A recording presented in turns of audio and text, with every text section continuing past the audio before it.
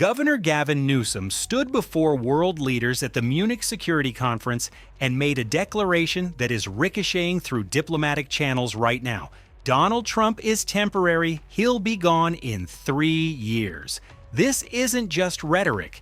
Newsom signed actual partnership agreements with Ukraine, Germany, and Denmark, while the sitting U.S. president's own delegation was in the same building. We're watching a state governor conduct foreign policy in real time, and the constitutional implications are staggering. If you think this is just political theater, you're missing what's actually happening to California's global leverage. Listen, before we go any further, I need you to do something. If you're tired of watching California news channels that give you the sanitized version, the political spin, the carefully crafted narratives that protect certain interests, hit that subscribe button right now. This channel exists because you deserve the ground truth. You deserve to know what's actually happening in California before the mainstream media spins it into whatever narrative sells. No fluff, no pandering, just the intel you need to understand the state you're living in. Now let's get into what just happened in Munich, because this is bigger than most people realize. California just crossed a threshold that most political analysts won't recognize for months. A sitting governor is actively conducting foreign policy that contradicts federal strategy, and he's doing it with the backing of the world's fifth largest economy. This isn't about political theater or 2028 positioning. This is about the fundamental restructuring of how American federalism operates under conditions of executive branch chaos. If you live in California, you're now subject to two competing foreign policy visions, one from Washington, one from Sacramento. That means uncertainty around federal funding, potential conflicts over trade agreements, and questions about whether California's international commitments will survive legal challenges. But it also means California companies could gain preferential access to European markets. Renewable energy investments could accelerate, and the state's political leverage could increase dramatically. Every other outlet is covering Newsom's temporary quote as a Trump insult. We're looking at the actual agreements signed, the financial mechanisms established, and the constitutional gray zones being exploited. California is building a shadow foreign ministry, and the infrastructure is already in place. Here's what you need to understand right from the start. The mainstream take is that states can't conduct foreign policy. That's federally reserved. The reality? States absolutely can sign non-binding agreements, establish economic partnerships, and create sister city relationships. What they can't do is sign treaties or make military alliances. Newsom is operating right up to that line, and in some cases, arguably, over it.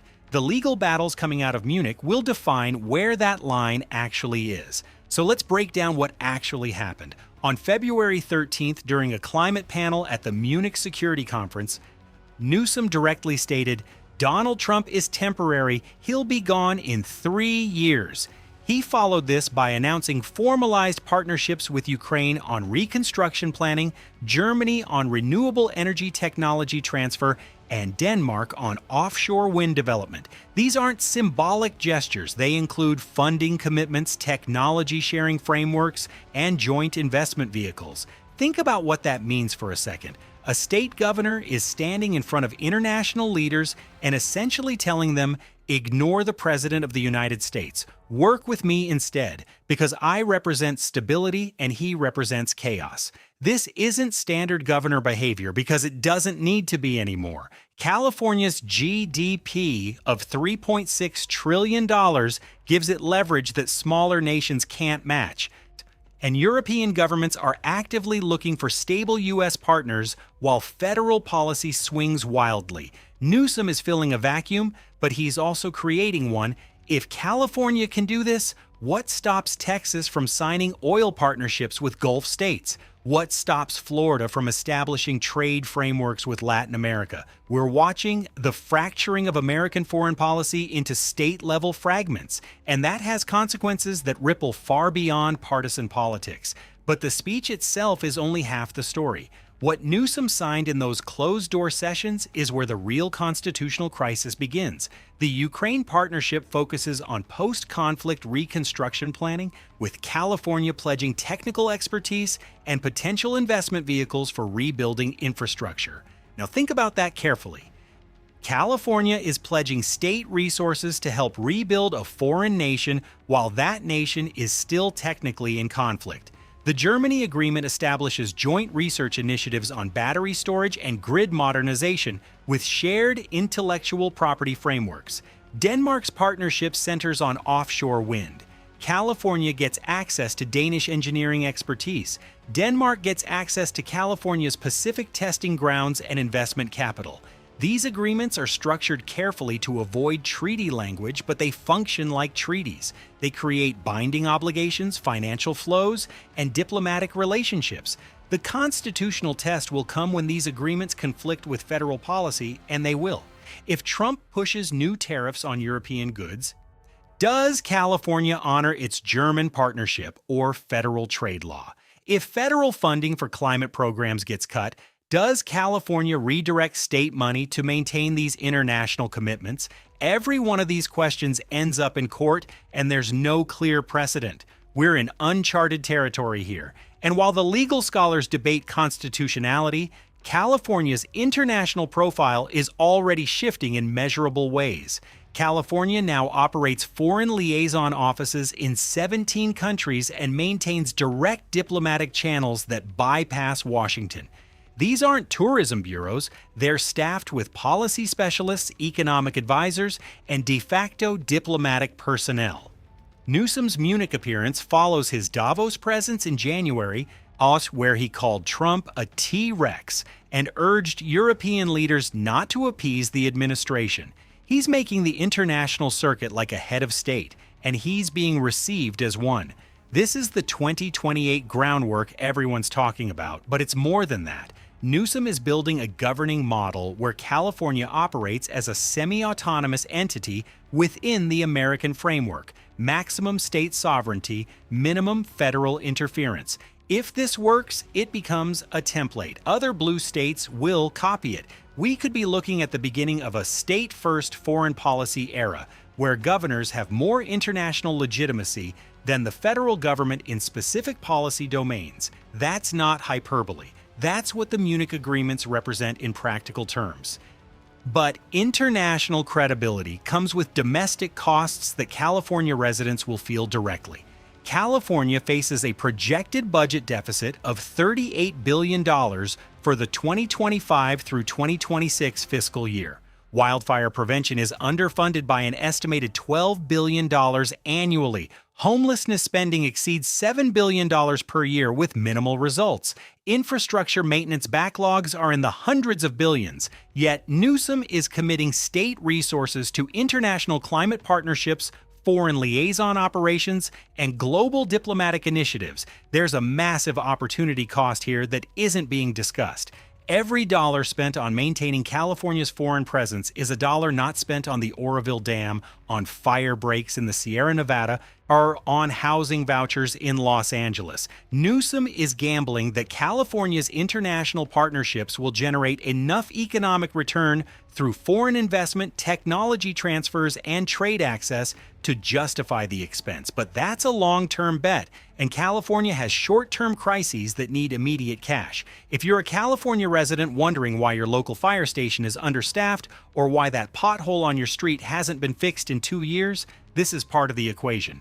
The state is prioritizing global partnerships over local infrastructure, and that's a choice with real consequences. And those short-term crises could get worse if the federal government decides to retaliate for California's Munich diplomacy.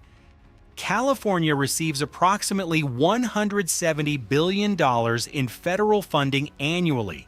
Healthcare, transportation, education, emergency management. The Trump administration has already shown willingness to threaten federal funds over sanctuary city policies and COVID restrictions. Newsom's explicit declaration that Trump is temporary and California's climate commitments are permanent sets up a direct confrontation. Federal law gives the president broad discretion over discretionary funding and emergency declarations. This is the nuclear option nobody wants to discuss. If Trump decides to make an example of California, he has levers: delay disaster relief, restructure Medicaid payments, reduce transportation grants. California would sue, the case would go to the Supreme Court, And we'd get a definitive ruling on how much autonomy states actually have. But in the meantime, California programs would be in chaos and residents would suffer. Newsom is betting Trump won't go there because California's economy is too important to the national GDP. That's probably right, but probably is doing a lot of work in that sentence. If you depend on federal programs, Medicare, highway funding, educational grants, you have skin in this game whether you realize it or not. Beyond the federal conflict, there's a deeper question about what California is actually becoming. Between its foreign partnerships, its independent regulatory frameworks, its sanctuary policies, and its direct defiance of federal climate rollbacks, California is operating as a semi-sovereign entity. It has its own environmental standards that override federal rules. It has its own immigration enforcement policies. It has its own foreign economic relationships. It collects more in taxes than it receives in federal funding, giving it financial independence. Its population of 39 million exceeds that of most countries. If this model works, if California can maintain economic growth, attract foreign investment, and deliver services to residents while actively opposing federal policy, it becomes a blueprint for other states. We could see the emergence of state bloc politics, where California, New York, and Illinois form one coalition with aligned international partnerships, while Texas, Florida, and other red states form another. The federal government becomes a weaker coordinating body rather than a commanding authority. That's not a future scenario. It's already happening. Munich just made it visible. Think about what that means for the average person. If you're running a business in California, you might soon have to navigate two sets of trade rules, federal and state. If you're investing in renewable energy, California's European partnerships could open doors that federal policy closes. If you're relying on federal emergency management, you might find that California's international commitments create friction when you need help the most. This isn't abstract constitutional theory. This is your daily life being shaped by a fundamental shift in how governance works. So what does this mean for anyone living in California right now, and what should you be watching for in the next 30 days? California just demonstrated that it can operate independently on the world stage, and nobody stopped it.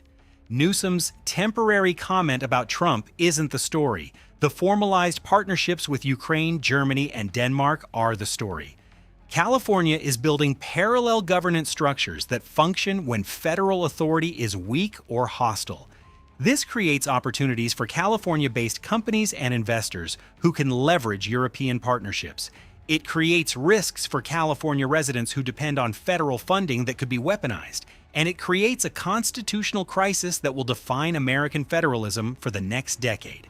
Watch for three things over the next 30 days. First, any federal funding delays or cuts targeted at California programs. If the Trump administration retaliates, it will start with discretionary grants, transportation, environmental programs, education block grants. A sudden review or restructuring of California allocations is the early warning sign. If you work in state-funded programs or rely on federal-state partnerships, pay attention to any unusual delays or administrative reviews that pop up. Second, legal challenges to California's foreign agreements. Conservative legal foundations will argue that California is conducting foreign policy in violation of the Supremacy Clause. The first lawsuit could drop within weeks, and it will move fast because the stakes are enormous. These cases will set precedent for every state in the union, defining how much autonomy states actually have when federal policy is hostile or chaotic. Third, copycat moves from other governors. If Newsom's Munich play works without serious federal pushback, expect other blue state governors to follow. Watch for Whitmer, Pritzker, or Hochul making their own international appearances or signing their own foreign partnerships. If that happens, we're watching the real-time dissolution of centralized American foreign policy. The implications stretch far beyond climate agreements. We're talking about the fundamental structure of American governance. If you want to stay ahead of these shifts before they hit mainstream news, before they affect policy, before they change the economic landscape, this is the channel to follow. We're tracking the California governance model as it evolves, the constitutional battles as they develop, and the economic ripple effects as they spread. No fluff, no partisan cheerleading, has just the ground truth on what's happening and what it means. Subscribe if you want the intel before it becomes consensus. And if this video gave you clarity on what just happened in Munich, hit that like button so more people can get the real story instead of the sanitized version. We'll see you in the next one.